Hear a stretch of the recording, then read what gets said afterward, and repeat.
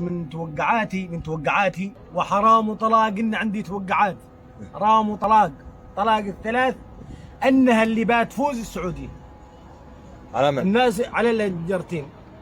شوفوا انتم بتقولوا ما يعرفوا، بس هم لعابين، لا احد يستهزئ. وانا قد احرمت، وشدوا يا الشباب، شدوا خلوه يوصل لعند اللاعبين اني حرمت طليت.